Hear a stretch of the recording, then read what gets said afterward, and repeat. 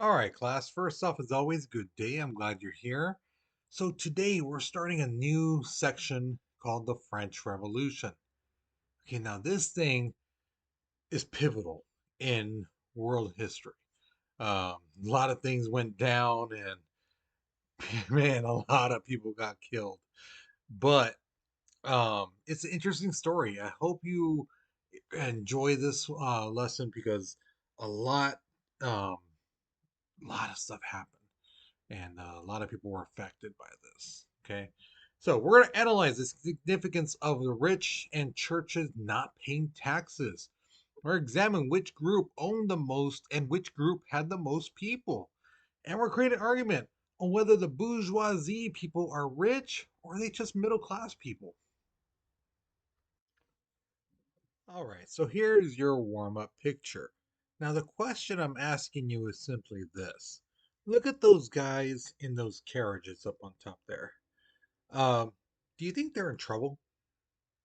Look at their body language, look at their facial expressions, stuff like that. So, do you think that, they are in trouble? Like they're actually going to be taken to jail or something like that? Or do you think it's like, hey, it's a party wagon, guys are just getting on and, going to have a good time? What do you think? Okay, so look at the picture, analyze it again, look at their body language, that really helps, their facial expressions, and tell me what you think. Okay. So pause the video, write your response because we're moving on in three, two, one. So, since the days of the Middle Ages, France has had three status groups. They call them estates. They have the clergy, the nobles, and then basically everyone else. And they like to call that particular group the peasants. Okay. So the clergy, these are people who are part of the church. In total, there are about 130,000 of these people throughout the country of France.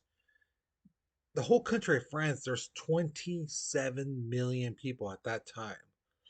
Okay, so these people who are, there are only 130,000 of them, but they owned about 10% of all the land in France. Okay, now in this same group, excuse me, you had the high clergy and the low clergy. The high clergy were people who were born from nobles. These were people who were already rich. Their families were rich, things like that. So when they went into the church, they took over positions like being a cardinal, a bishop, or the head of an entire church. Okay, so they got status in the religious groups. And then you got the low clergy. Now, the low clergy is basically people who, like average Joes, again, the peasant group, people who wanted to be a priest. They could still be a priest, but they could not have their own, big giant church or become a cardinal or bishop. No, they were basically forced to stay low, kept in the poor section of the towns and tiny little towns. So they couldn't really gravitate, and towards higher positions. No, they were kept low. Now the nobles, these guys, there were about 350,000 of them. Okay, again, the whole population of France is 27 million, and these nobles owned about 30% of all the land in France. So you got these two groups equaling less than half a million, and yet they own 40% of all the land in France. 27 million people, less than half a million of them own 40%. That's ridiculous. Okay. Now, what kind of job could you get if you were a nobleman or you're the son of a nobleman? Well, basically, if you just put a little effort, you could get a really nice job. You could be working in the government. You could be working, as one of the like military generals and commanders and things like that. You could be working for the courts, or like I said, with the clergy, you could be working in the church and get a high status. Okay. Now, these two groups, the guys who had a lot of money, who were living well, the clergy and noblemen, they didn't have to pay any taxes. They didn't have to pay any taxes, not 1 cent. So, who did have to pay taxes? Now, if your mind said, well, everyone else then, right? You'd be right. Yeah. The third estates, which again were known as peasants. Um, here's the thing, not every one of those people were dirt poor. Not every one of them were the very definition of the word peasant. There were people who had various jobs. Some of them were good paying jobs. Some of them were really well educated, and some of them actually had some money. But the thing is, they had money, yeah, here. They weren't at the nobleman status, which is up here. So they kind of noblemen looked at those people like, yeah, your money is funny. I have that in my back pocket. Just no. Now, the peasants, all 26.5 million of them, own 40% of the land. Okay. So you got 40% owned by the clergy and noblemen, which is less than half a million. And then you got the other 26.5 million owning the another 40% of land. And there was about 20% of land but that was owned by the government. Okay. Now, 50% of the peasants owned little to no land. The other 50% did own the rest of that land. Okay. Now, like I said, not everyone was considered a peasant, you know, but all peasants owned some type of duty to a nobleman. So it didn't matter if you had a really good job, you were educated, this and that. You had to be in the service of a nobleman because again, they could get things that you couldn't.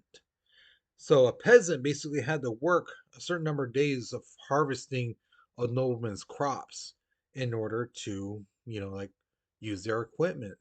If the nobleman bought them something that they needed, they had the money for, then hey, this is how you pay me back.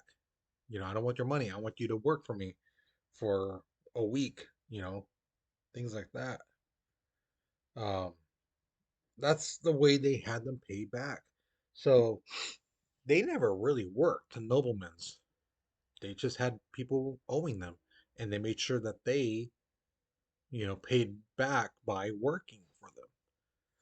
Now, here's the thing. Like I said, the peasants, not all of them were dirt poor. Some of them had money, but still, inflation happened. Prices rose up while the amount of money these people got paid was still low.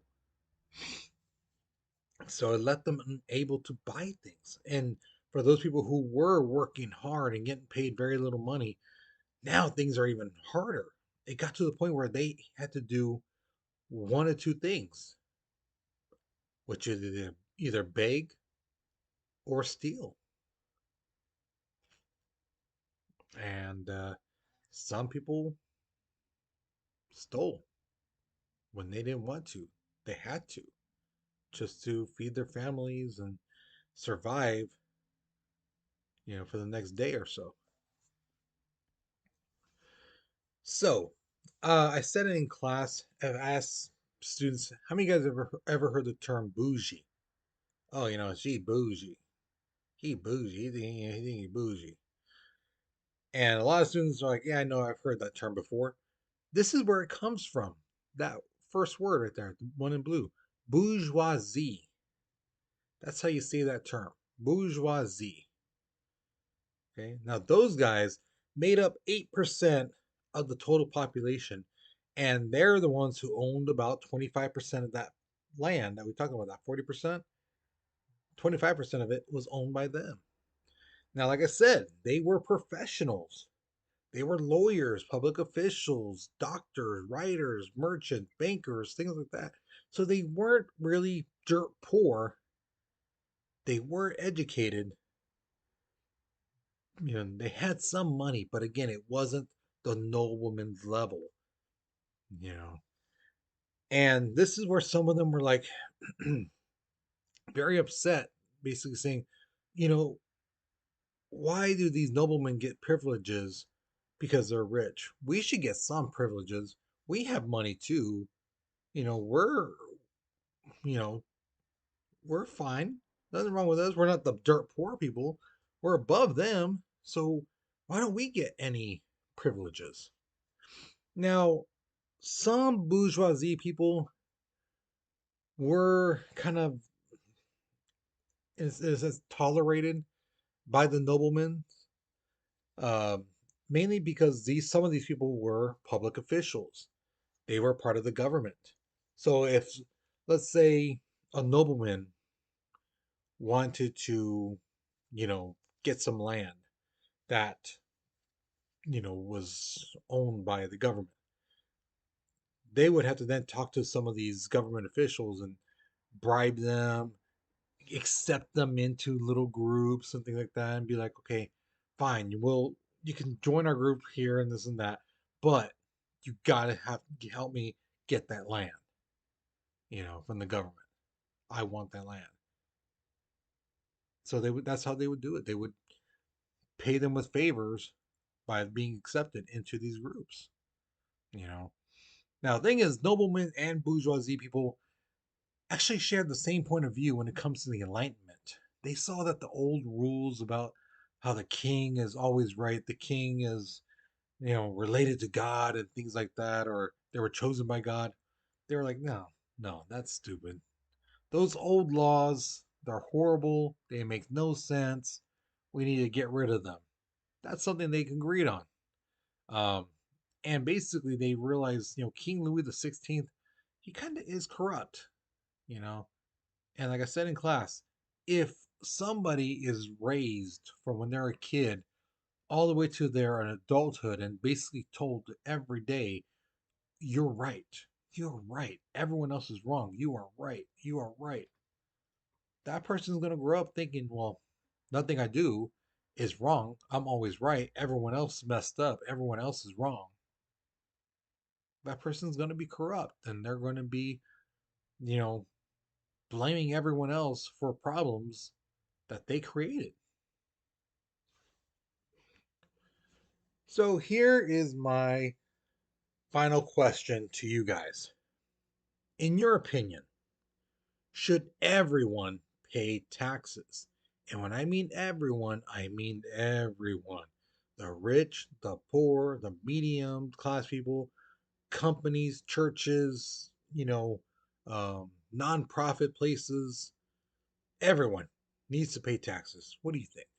Or should it be like, no, only certain people should be forced to pay taxes. Some people shouldn't have to. So what do you think? Okay. The writing prompts on the bottom there for you to help you out. Okay. Um, so be sure you answer it. Okay. So with that being said, guys, hopefully you enjoyed this lesson. Hopefully you learned something new. All right. So you guys, you take care, you be safe, and I'll see you guys later. Okay.